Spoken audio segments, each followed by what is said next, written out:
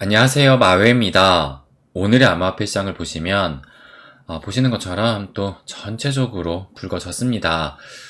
그래서 이 시장을 지금 약세로 끌고 갈 만한 또 굵직굵직한 소식들이 간밤에 나오기도 했었잖아요. 그래서 이 기사를 보시게 되면 트럼프가 이란의 최고 지도자인 하메네이죠. 이 하메네이를 그 소재를 정확하게 파악을 하고 있다라고 하면서 무조건 항복을 해라 라고 또 얘기를 했습니다. 그러면서 지금 이 최고 지도자가 쉬운 타깃이긴 하지만 아직까지는 살해할 생각은 없다라고 했는데, 그런데 뭐 무조건 항복을 하라라고 한 만큼 지금 이 트럼프가 이란에 좀 본격적인 공격을 할 가능성도 커지지 않았나, 이렇게 또 예상을 해볼 수가 있을 거예요. 그래서 지금 이 이란 같은 경우도 이 최고 지도자, 종교 지도자이기도 하죠.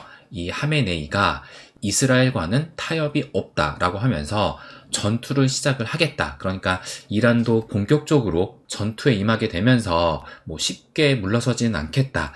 이렇게 나오는 상황입니다. 이러다 보니까 이 중동의 이 지정학적 리스크가 커지다 보니까 뭐 암호화폐 시장뿐만 아니라 지금 어제 이 미 증시 역시도 약간 좀 더 붉게 보이죠. 그래서 전체적으로 붉게 물들고 있으면서 요 3대 지수를 보시게 되면 어제 같은 경우 다우존스, S&P 500, 나스닥 모두 0.7, 0.8, 0.9%의 이런 하락을 보였다라는 거예요.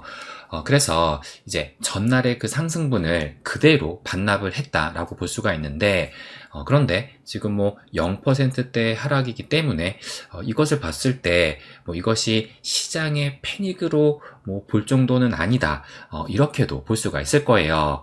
그렇다면 진짜 중요한 것은 이 기사를 보시게 되면 20년이 지나도 여전한 이라크 트라우마라고 하면서 미국이 이란 공격을 결단을 할까, 이런 기사가 또 나오기도 했었습니다.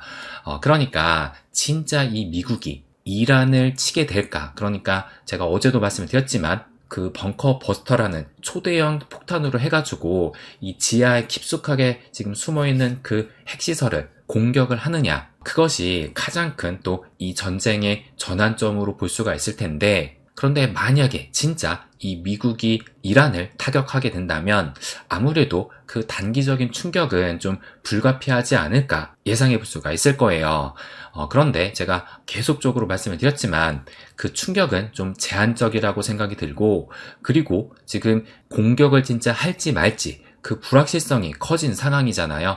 그런데 막상 이 이란을 타격하게 된다면 그것은 불확실성 제고로 또 볼 수가 있기 때문에 저는 오히려 단기적인 충격이 나올 수는 있지만 뭐 시간이 오래 지나지 않아서 재차 좀 강한 반등의 움직임이 나올 수도 있지 않을까, 이 부분을 예상을 하고 있습니다.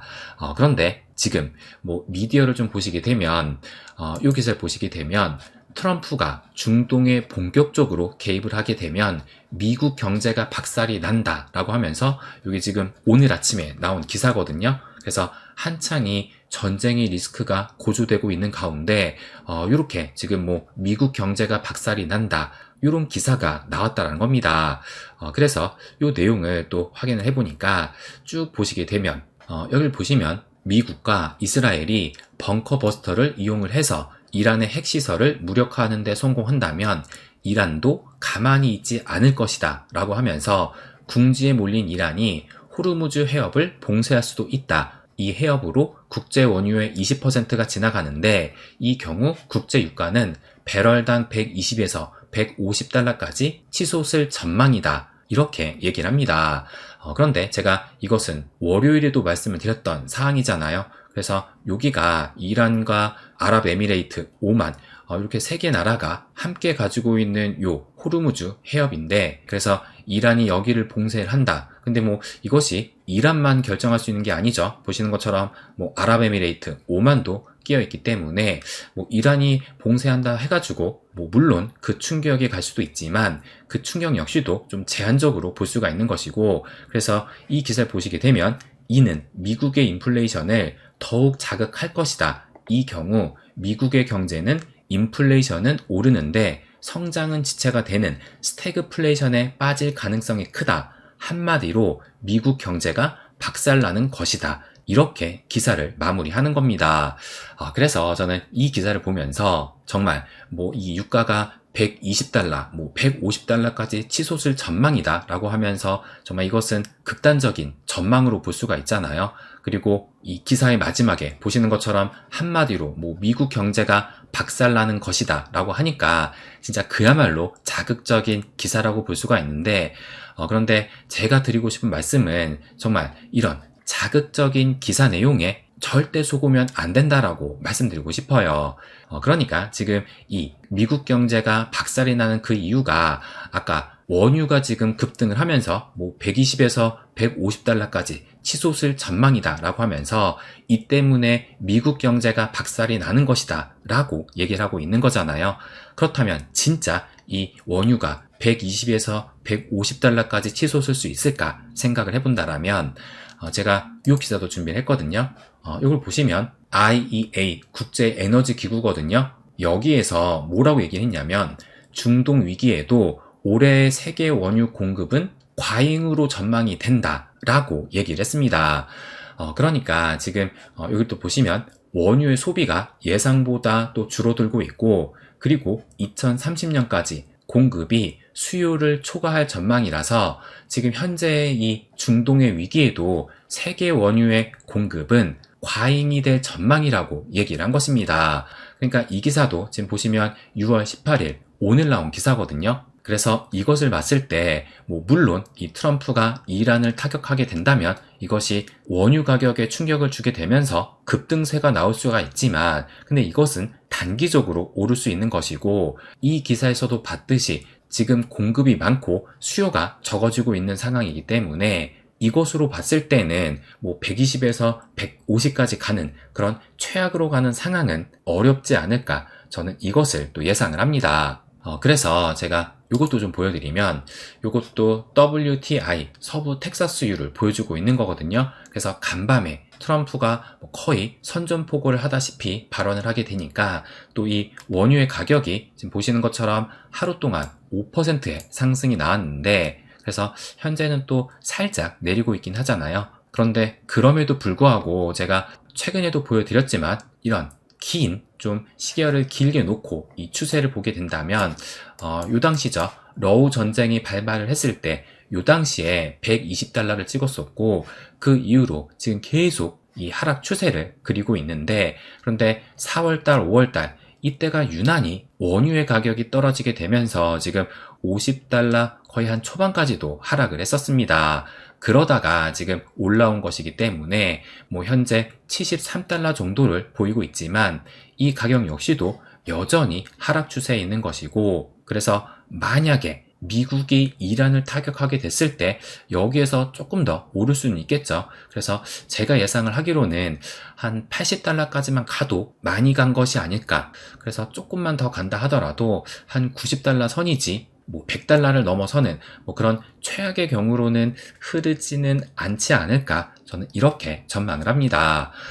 그래서 제가 드리고 싶은 말씀은 설령 이 미국이 이란을 타격하게 된다 하더라도 이것은 단기적인 충격일 가능성이 좀 커 보이고, 그래서 어쨌든 충격이 나올 수 있는 만큼 그때는 지금까지 이 수량을 채우지 못한 사람들의 좋은 기회장이 될 수 있지 않을까, 저는 이렇게 또 생각을 합니다.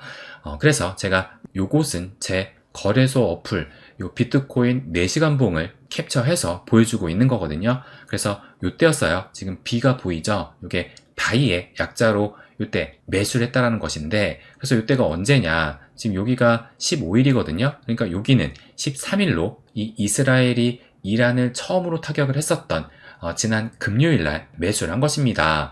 그래서 이 당시에 한창 이 가격이 떨어지게 되니까 제가 거미줄을 몇 개 쳐놨었거든요. 근데 이때 한 개가 체결이 되면서 요 가격대 체결을 했었고, 그리고 또 하나를 걸어놨었는데 이것은 아직은 체결이 안 됐습니다.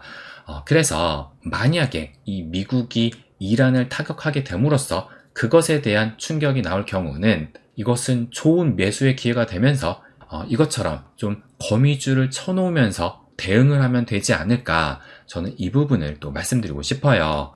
그리고 지금 연일 이 중동 이슈가 불거지고 있는데, 그런데 이 중동 이슈보다는 오히려 이 기사에 좀 주목을 해야 되지 않을까 생각도 듭니다. 그래서 여길 보시게 되면 미국의 상원에서 스테이블 코인 규제 법안인 지니어스 법안이 통과가 됐다라고 하면서 암호화폐 입법에 박차를 가하고 있다. 이런 소식이 간밤에 전해지기도 했어요. 그래서 아직까지는 이것이 제정까지 된 건 아니잖아요. 이제 상원을 통과하게 됐고, 앞으로 하원의 이 심의가 남았고, 또 하원의 심의가 통과하게 되면은 대통령이 사인을 하게 됨으로써 완전한 법제화가 되는 것인데, 그런데 이 법이 지금 제정이 되면 우리가 그토록 바라던 이 암호화폐 시대가 더 많이 또 가까워지게 되는 거잖아요.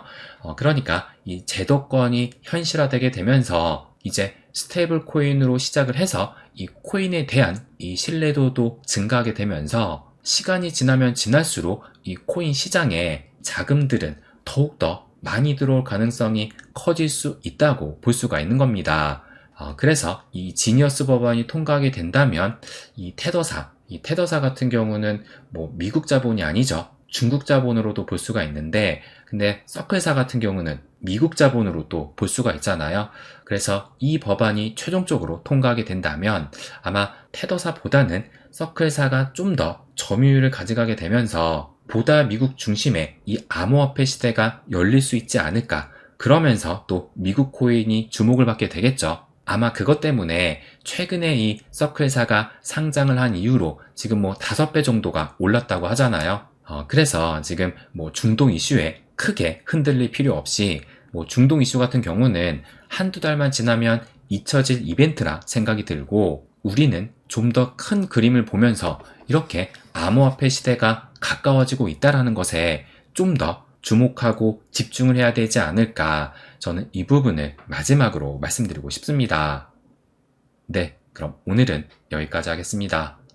항상 제 이야기 끝까지 들어주셔서 감사드립니다. 부자가 되는 길, My Way.